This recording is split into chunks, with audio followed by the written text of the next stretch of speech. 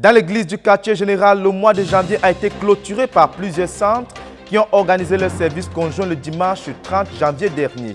Au cœur des réjouissances, les actions de grâce, la louange, les témoignages, le ministère de la parole, le tout trempé dans la communion fraternelle, tel que nous le verrons dans le développement. Et dans la nation spirituelle de Garoua, la course aux grands effectifs est lancée avec à la clé des mouvements d'évangélisation, notamment l'opération de distribution de 10 000 traités durant la Coupe d'Afrique des Nations, qui porte du fruit, de même que les Love Mills évangéliques qui ont conduit au salut de plusieurs enfants. Et à l'international, le mouvement de formation et d'envoi missionnaire a démarré de plus belle en Côte d'Ivoire avec le send-off de la famille Fort pour la Finlande.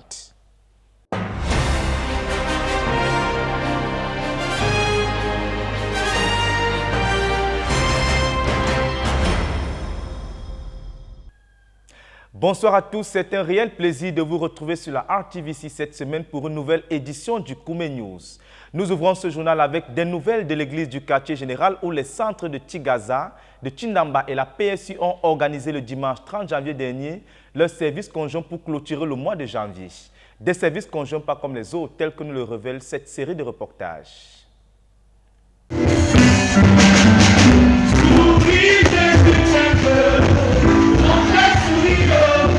Le premier service conjoint du centre de Tigaza a eu lieu ce dimanche 30 janvier 2022 à Tigaza. Environ 800 personnes ont pris part à cette rencontre qui avait pour but majeur de lancer l'année d'évangélisation au centre de Tigaza. Ainsi, les saints ont eu le privilège de recevoir le pasteur de l'église du quartier général comme orateur principal à cette rencontre. Ce dernier, dans la puissance du Saint-Esprit, a proclamé l'évangile de salut à partir de Marc chapitre 3, versets 28 et 29. Il a ressorti une vérité selon laquelle tous les péchés des hommes, tous les blasphèmes qu'ils auront proférés seront pardonnés. Avec une puissance et une intensité inhabituelles, le frère Alphonse a défini le péché comme un arbre planté par Satan dans les vies qui apporte les problèmes, les maladies et tous les troubles. Il a poursuivi en disant qu'aucun homme n'a de problème avec un autre, un oncle ou un cousin. Le seul problème de l'homme, c'est le péché. Il a présenté enfin la parole du Seigneur comme une parole libératrice en ces termes que quand Jésus pardonne, les conséquences aussi sont ôtées, déracinées de la vie. Sur ce, il a invité quiconque voulait bénéficier de cette vérité à venir à la repentance. Et 87 personnes se sont données au Seigneur Jésus-Christ pour être pardonnées et libérées des conséquences de leurs péchés. Pour aider ces derniers à entrer dans leur libération, le pasteur Matom Jean-Paul, de manière systématique, a conduit chacune des 87 personnes à présenter à Dieu l'arbre du péché dans sa vie. Au terme de cette repentance, il les a conduits à recevoir le libérateur qui est le Seigneur Jésus-Christ. Et pour confirmer le ministère du salut rendu, un appel pour le baptême a été lancé. Et 15 personnes se sont fait baptiser dans la rivière sanctifiée et purifiée à Koumé. Tour à tour, un ministère total du salut a été rendu au corps du Christ. Et nous avons enregistré 43 guérisons instantanées, 27 délivrances des démons. Les frères sont partis du centre, non seulement vidés de toutes les œuvres de l'ennemi, mais comblés par un ministère de bénédiction sans pareil dans tous les domaines de leur vie pour l'année 2022. Le rendez-vous a été pris pour la fin du mois de février pour l'implantation de 40 églises de maison. À Dieu soit la gloire. Jacques Koueché pour la RTVC.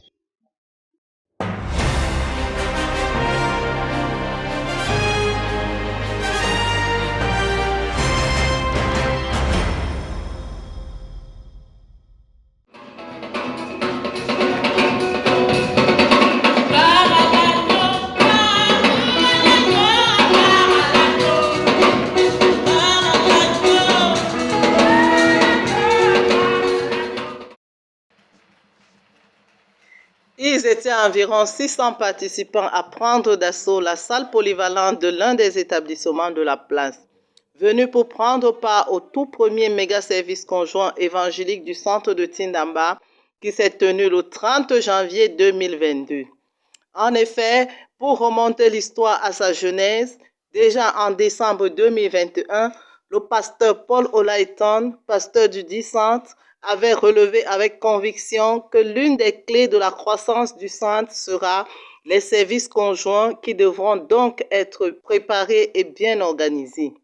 Et à plusieurs rencontres, il n'a pas cessé de provoquer le peuple à avoir de grandes attentes pour cette année.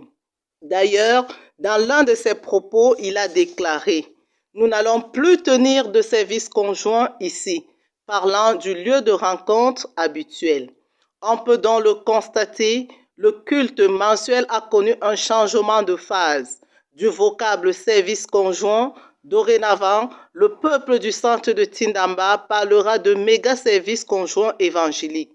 Le dirigeant de la rencontre, le pasteur Joël Ngouné, a tout d'abord conduit l'auditoire à rendre grâce à Dieu pour ses bontés en 2021 et au mois de janvier 2022. Et les semeurs, quant à eux, ont arrosé ces actions de grâce par d'abondants chants de louanges et des danses pour célébrer le Seigneur pour toutes ses merveilles.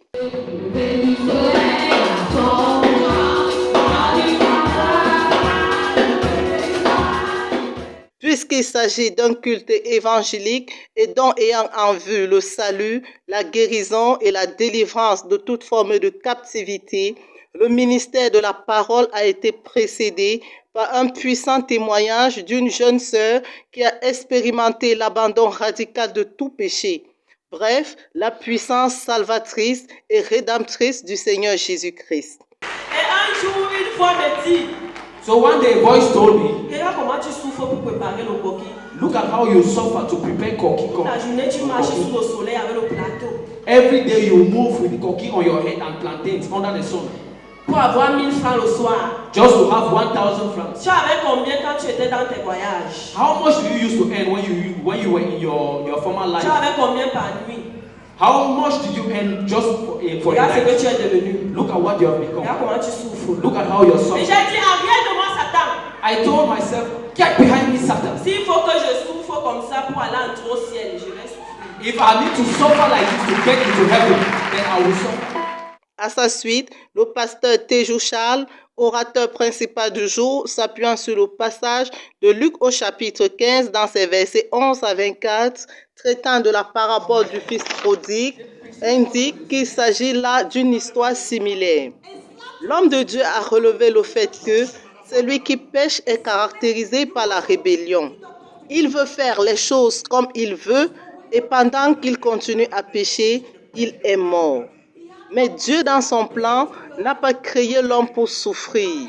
Dieu avait pour l'homme des plans de paix et de bonheur.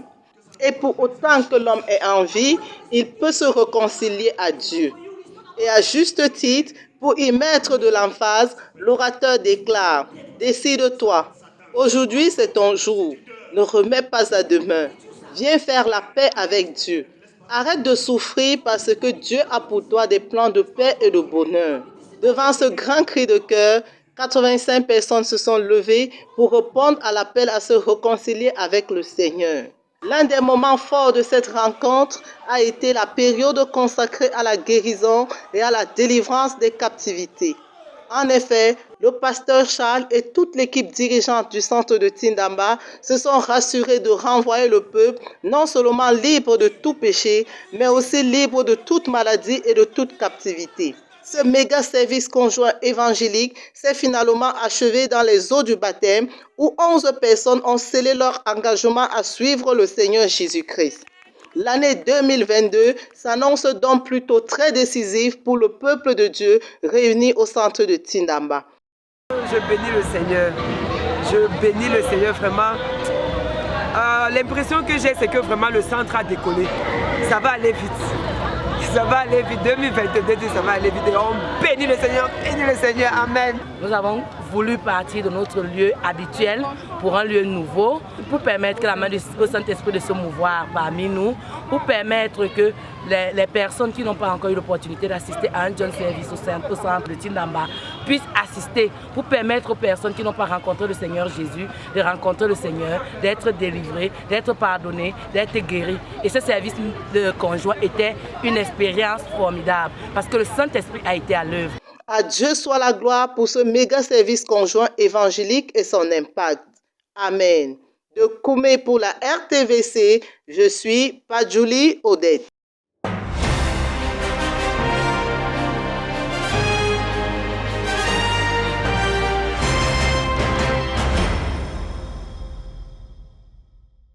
Les saints de la province spirituelle des universités de Bertois ont tenu leur premier service conjoint de l'année ce dimanche 30 janvier 2021. Comme ce sera désormais le cas avant chaque service conjoint, ce dernier a été précédé d'un siège de prière de 24 heures du vendredi 28 janvier à 12 heures au samedi 29 janvier à 13h15. Le siège a été réparti en 7 articulations de 4 heures chacune avec de 12h à 16h30 les actions de grâce pour la main de Dieu sur la PSU en 2021, équipe par équipe, et les proclamations des noms de Dieu et des noms du Seigneur Jésus-Christ tirés des Écritures. De 16h30 à 21h, le but de la PSU a été porté en prière, notamment l'enfantement des 50 églises de maison que nous devons implanter en cette année et les 1000 membres que nous devons être. La prière a également été levée pour la pénétration des différentes écoles et universités.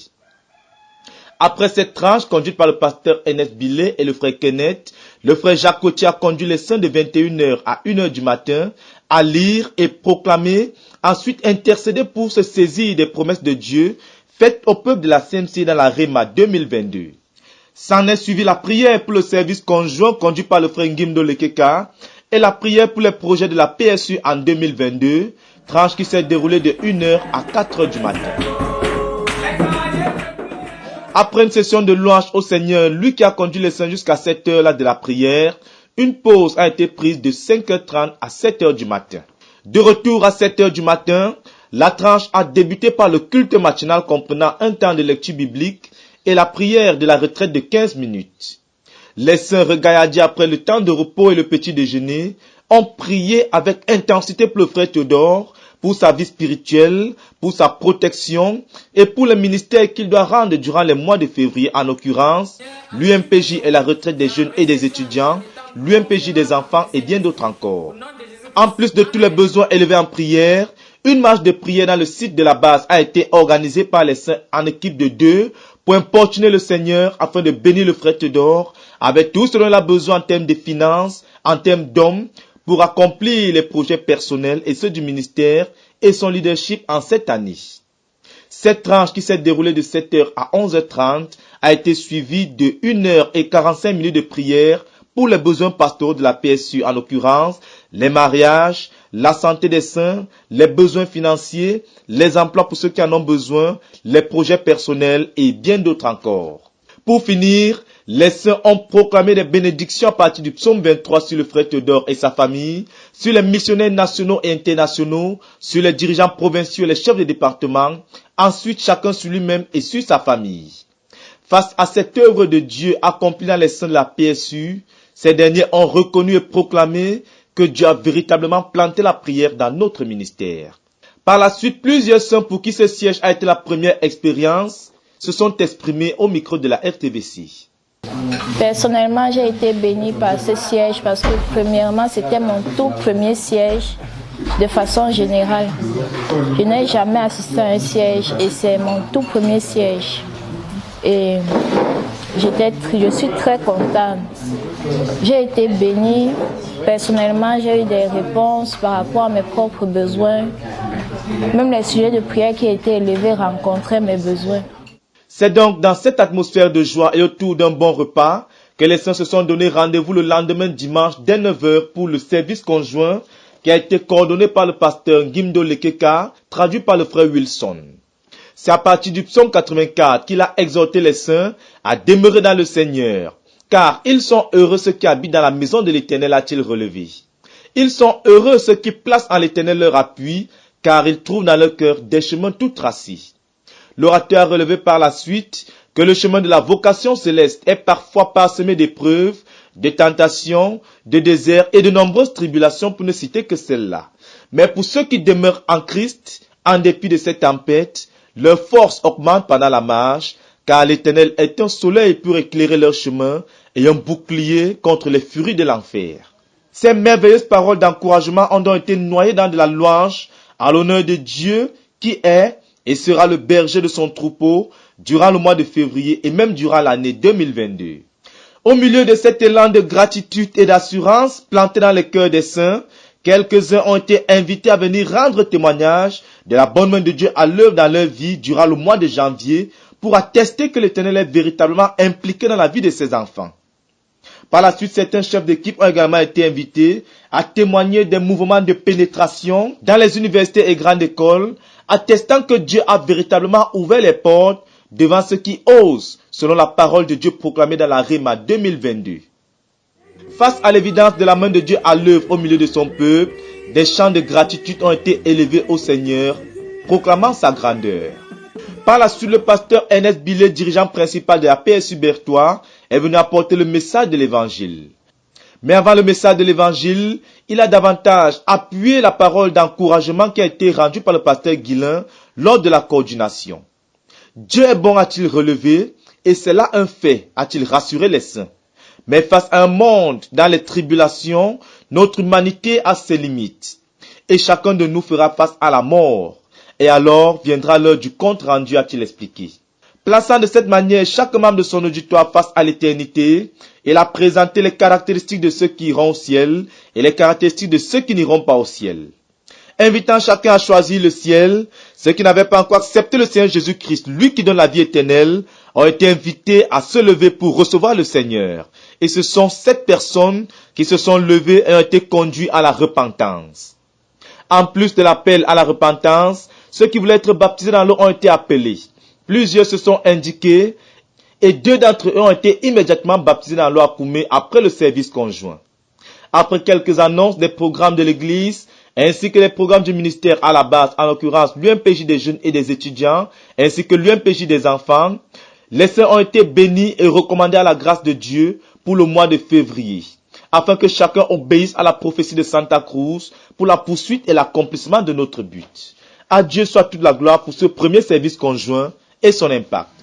De Koumé pour la RTVC, Dan Josué Mouloula Beko. Le centre de prière et de jeûne de la conquête du monde a ouvert son compteur de sièges de prière pour le compte de cette année 2022. Le premier de la série des 45 qui doivent être accomplis cette année a eu lieu le 20 janvier dernier. Le reportage de Jacques Coty.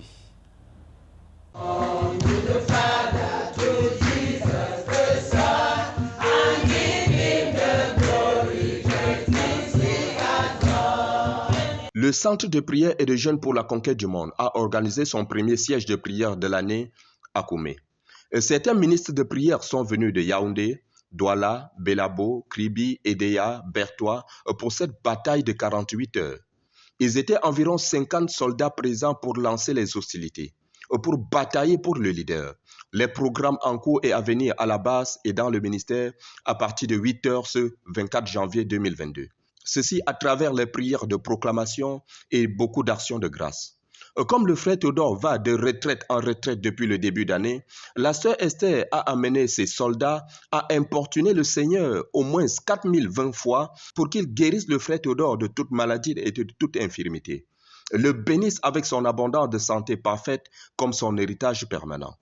Après l'insistance de quelques personnes, davantage d'actions de grâce et de témoignages ont été faits.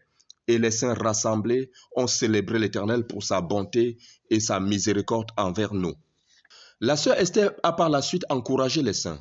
Elle a dit, je cite, « Le Seigneur Jésus est assis sur le trône. Il intercède en faveur des saints.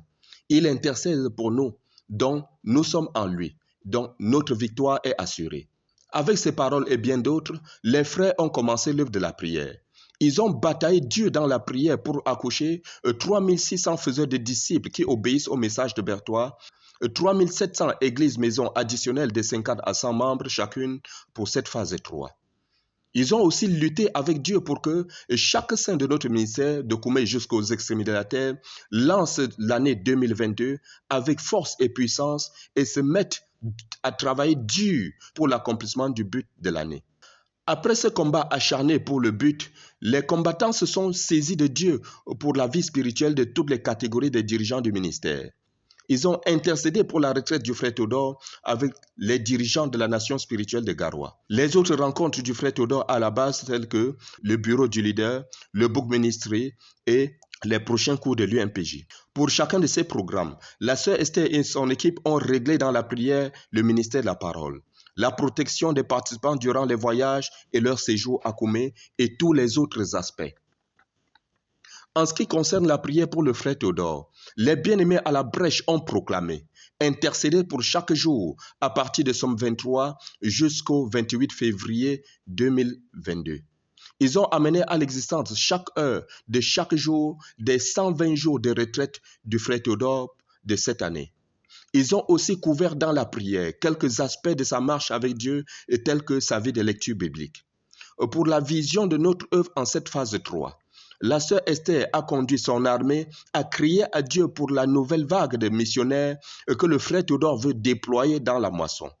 Ils ont aussi plaidé avec Dieu pour qu'il ouvre grandement les portes, permettre que notre littérature soit produite en quantité et distribuée massivement dans chaque nation de chaque continent de la planète Terre.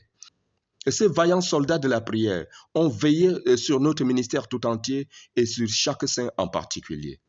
Ils ont plaidé avec Dieu pour la guérison totale et complète de chaque saint malade. Et Dieu a été fidèle. Il a pourvu au petit déjeuner, au snack et au repas pour ses ouvriers à la brèche. À celui qui est assis sur le trône et à l'agneau, la gloire et la révérence pour ce siège de prière et son impact.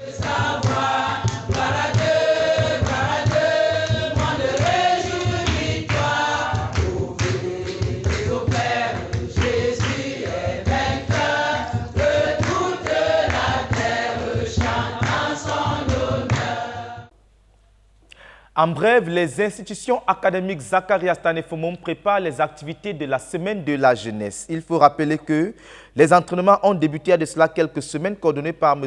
Aboubakar Ndiamen. Au programme, des activités sportives pour préparer les Jeux FENASCO, les ballets et les poèmes et chants en langue anglaise pour la préparation de la journée du bilinguisme. Ainsi, ce mercredi 2 février, différents groupes d'enfants ont presté devant un jury venu de l'inspection régionale pour sélectionner les meilleures productions. Au total, 2 prestations ont donc été retenues pour les activités de la semaine de la jeunesse qui débute le 7 février prochain. Dans la nation spirituelle de Garoua, les récents ministères rendus par le frère Théodore Andossé ont boosté l'équipe dirigeante qui a tenu une série de rencontres de communion fraternelle, de prière et de planification des opérations d'évangélisation, notamment l'opération de distribution de 100 000 traités à l'occasion de la Coupe d'Afrique des Nations. C'est un compte rendu signé Jonathan-Edouard Yogan. Dans la nation spirituelle de Garoua, le Seigneur est à l'œuvre. Il est décidé de continuer ce qu'il a commencé. Ainsi, des rencontres de formation des dirigeants ont été organisées pour la capacitation des dirigeants du secteur de Bibemi 1, plus précisément à Derencheng.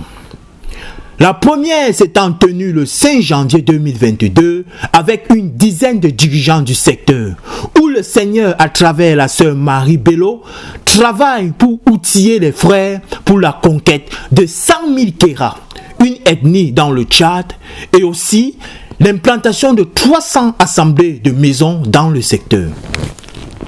À Garoua, la sucrerie de la canne est garantie. Car, après avoir reçu un don d'un peu plus de 100 000 traités par le frère Théodore Andossé, le Seigneur Jésus-Christ s'est rassuré qu'à partir du 11 janvier 2022, plusieurs étrangers ou autochtones entrent en contact avec l'Évangile, avant, pendant et après les matchs.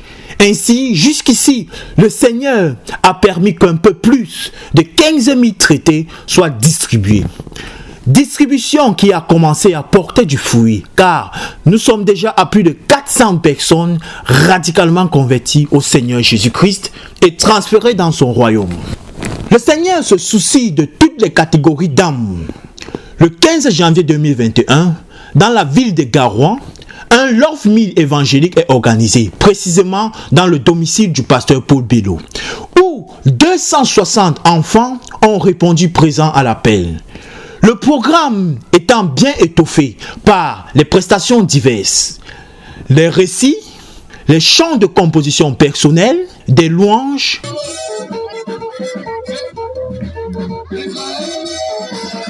puissants messages évangéliques venant du Seigneur. Est-ce qu'un enfant qui pardonne, c'est bien devant Dieu? Permettant le transfert dans le royaume de Dieu de 143 enfants. Ceci se clôturant par un repas de communion.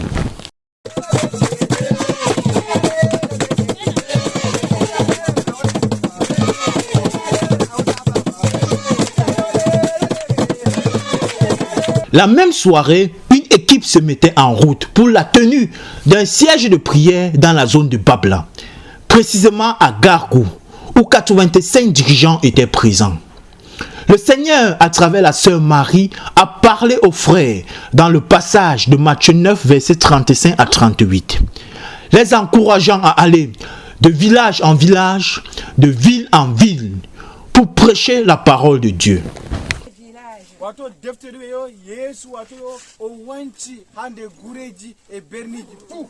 parcourait toutes les villes et tous les villages. Et Jésus est notre modèle. Dans les frais de Babla et de Gargou, et même de Adoumri, tu es d'Adoumri, non? Une localité où le Seigneur nous a bénis avec la conversion radicale de son chef traditionnel à Christ.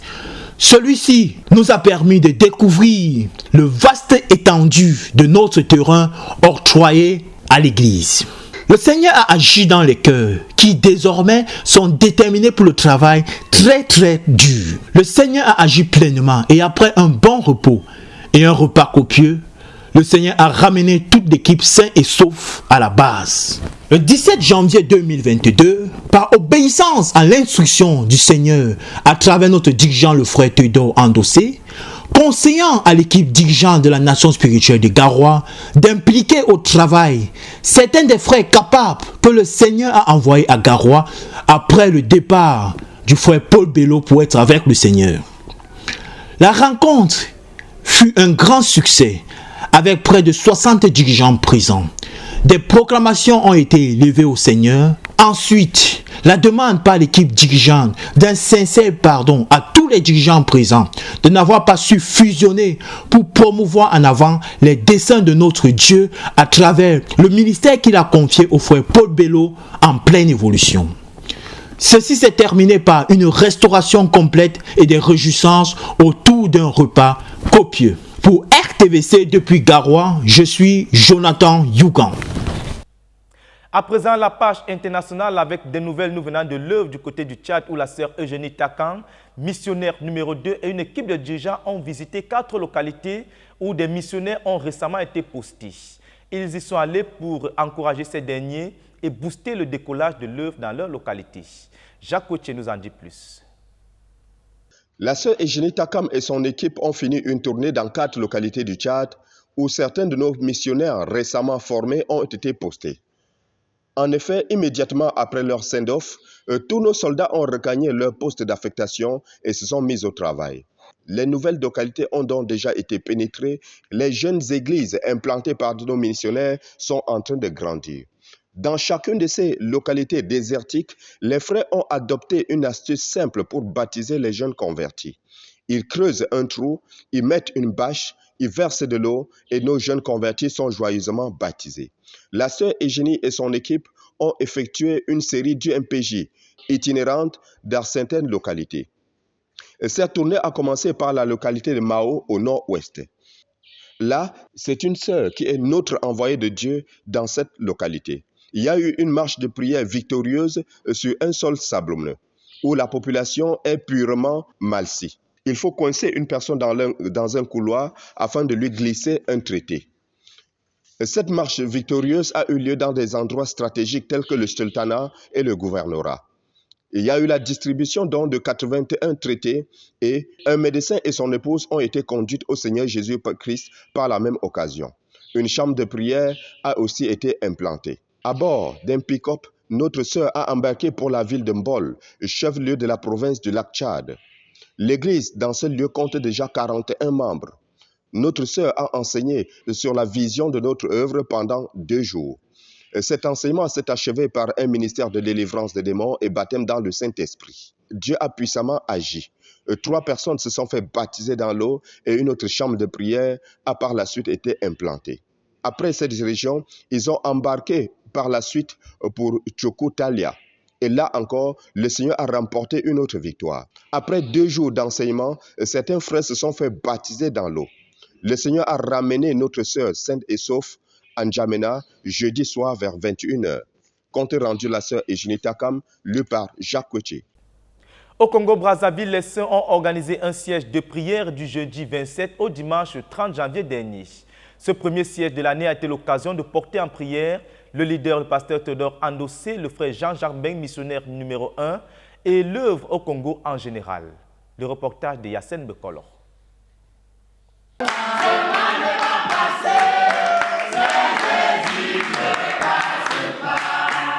Notre couple missionnaire au Congo-Brazzaville a organisé le premier siège de prière du jeudi 27 janvier 2022 au dimanche 30 janvier à 6h20 dans le centre de la CMCI en Zoko, Brazzaville. La participation a été massive, en effet près de 128 personnes sont venues prier. Ils ont prié pour le frère Théodore Andossé, notamment la protection physique, jour après jour pendant le mois de février 2022. Et de manière générale, ils prient pour le frère Théodore à tous les sièges de prière. Ils ont aussi prié pour le frère Jean Jarbin. Ils ont prié pour les missionnaires nationaux au Congo. Ils ont prié pour susciter les dirigeants et implanter des églises. Ils ont prié notamment pour implanter 1000 églises de maisons dans la nation congolaise. Le frère Marc Bata est venu partager sur le marathon évangélique. Ils ont aussi prié pour susciter les 10 000 couples missionnaires internationaux et les 100 000 couples missionnaires nationaux de notre ministère. Enfin, ils ont prié pour la maison de prière du Congo pour toutes les nations et bien d'autres fardeaux. Véritablement, Dieu a planté la prière dans notre ministère. Ça va grandir jusqu'à nous posséder. Louez l'Éternel car il est bon, car sa miséricorde durera toujours. Pour la RTVC, Yassine Bekolo.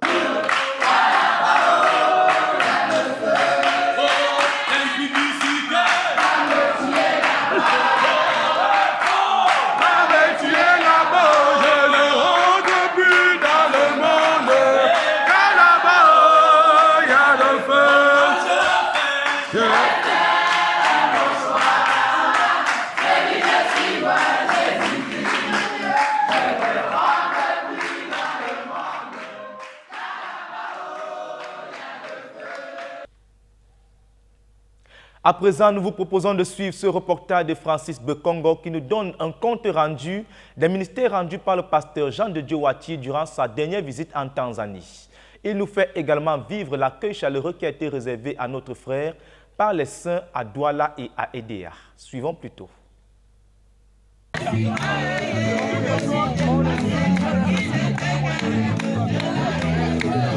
De retour de sa mission en Afrique de l'Est, le pasteur Jean de Dieu Watigny a atterri comme sur des ailes d'aigle dimanche le 29 janvier 2022 à l'aéroport international de Douala où un groupe de frères attendait avec le cœur et la raison, pour les uns de leurs faiseurs de disciples, pour les autres le retour de leur chef de famille pour autant que l'église de Douala est concernée et pour un autre groupe le retour du leader de l'œuvre au Cameroun. C'est les retrouvailles et surtout beaucoup d'actions de grâce au parking de l'aéroport et quelques témoignages de la main de Dieu sur son séjour à l'étranger. Le hall en construction quelques semaines auparavant, servant de base nationale pour notre œuvre en Tanzanie, est complètement achevé et le culte inaugural a vu la conversion de 59 personnes parmi lesquelles 22 baptêmes dans l'eau. Après sa session de travail avec l'équipe de traduction, il en ressort que 9 de nos livres sont déjà traduits en swahili, une des langues locales devenue administrativement officielle au détriment de l'anglais qui a carrément rendu l'âme dans le quotidien des Tanzaniens. Et toutes nos 7 premières leçons du cours biblique par correspondance, emportées à l'aller par le frère Jean de Dieu Watigny, seront tous traduits et imprimés en swahili d'ici juin 2022. À aider à le quartier général du ministère au Cameroun, le retour du frère Jean de Dieu Watigny est une fête à la gloire de Dieu. Escorté depuis l'aéroport par le dirigeant provincial de la Sanaga maritime et une brochette de missionnaires nationaux, les gens à embrasser n'en finissent pas.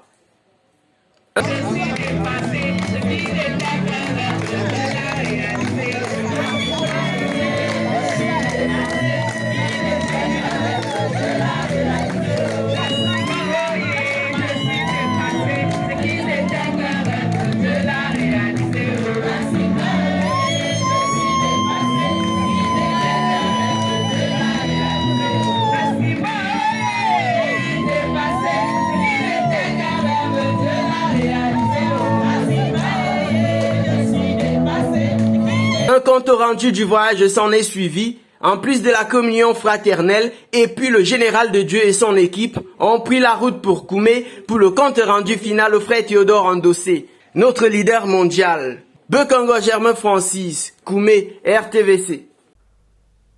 Au Royaume-Uni, la sœur Ruth Donald, missionnaire numéro 2, a coordonné la première session de l'école de formation des femmes en des disciples du Seigneur Jésus-Christ le samedi 22 janvier dernier. Au total, 55 participants de 15 nations ont pris part à la rencontre via la plateforme Zoom. Isabelle Maïkoué nous en dit plus dans ce reportage. Le samedi 22 janvier 2021 a eu lieu la première session de l'école de formation des femmes en des disciples du Seigneur Jésus.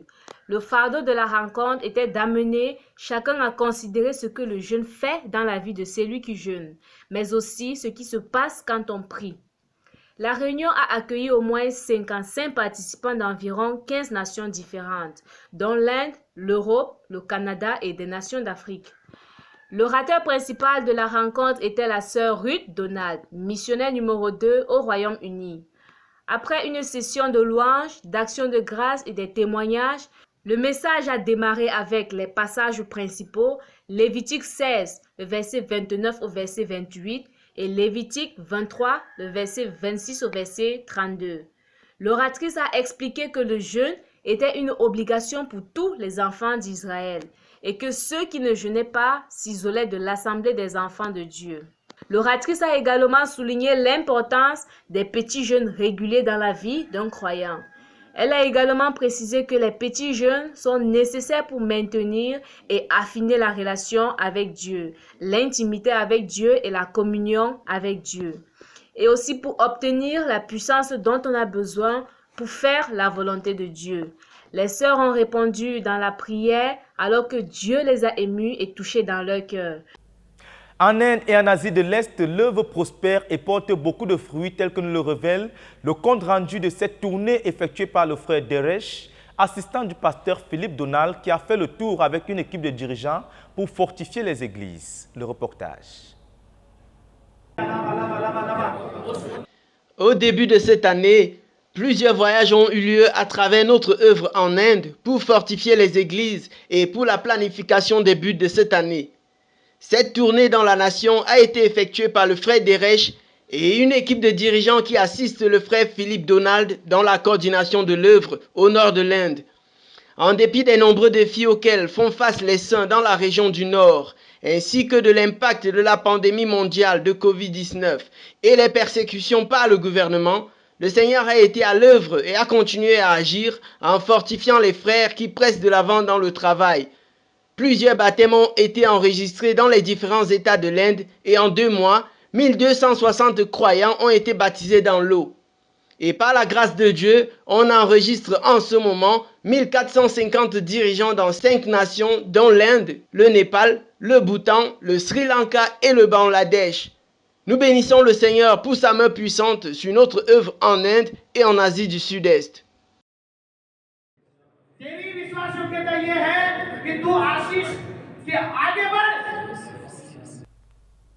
Nous refermons cette longue série avec des nouvelles de l'œuvre en Côte d'Ivoire où a récemment eu lieu le send-off missionnaire de la famille Fort pour la Finlande. C'est donc une nouvelle page qui s'ouvre dans notre œuvre en Côte d'Ivoire qui passe à un autre seuil de croissance et de débordement par l'envoi de nombreux missionnaires. Le reportage de Pascal Béori.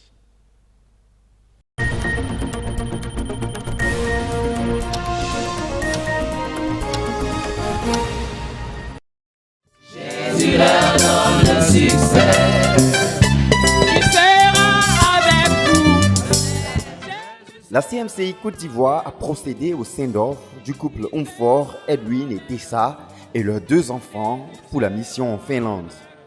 Ce mardi 25 janvier, à son siège assise à Adjamé Liberté, où près de 3000 frères étaient réunis pour la circonstance. Un événement solennel qui répond à l'exécution des mandats du leader mondial, le pasteur Théodore Ndossé, à l'église de Côte d'Ivoire. Le frère Théodore nous a mandaté Brother Theodore has allowed us pour les bénir to et bless les envoyer en mission. And to send them to mission. Il a dit, he said, c'est l'église de Côte d'Ivoire qui les envoie en mission. They are sent into mission by the church of Côte d'Ivoire. Après le partage de leur témoignage à l'Église et le rappel des circonstances à travers lesquelles le Seigneur a ouvert les portes de la Finlande pour cette mission, la famille Umfor a été officiellement envoyée en mission. Nous vous bénissons pendant que vous partez. Vous allez réussir. La parole du Seigneur s'accomplira. Nous aurons des nouvelles et nos cœurs seront dans la joie. Vous n'êtes pas seul.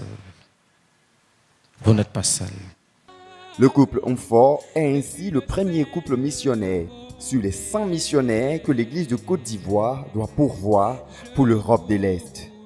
Cette cérémonie de send-off a été l'occasion pour le pasteur Meignet de présenter à l'Église 3 autres couples missionnaires internationaux déjà prêts à être envoyés par l'Église de Côte d'Ivoire. Et séance tenante, notons que 17 candidats missionnaires se sont proposés pour la mission à l'international, lesquels seront formés à l'école de la connaissance et du service de Dieu, section Côte d'Ivoire, qui ouvrira sa session 2022 du 1er février au 12 mars. Voilà, chers téléspectateurs, nous sommes parvenus au thème de ce journal. L'année 2022 a effectivement décollé à la base dans la nation et dans les nations où notre œuvre est représentée. Rendez-vous la semaine prochaine pour une autre série de nouvelles. Que Dieu vous bénisse.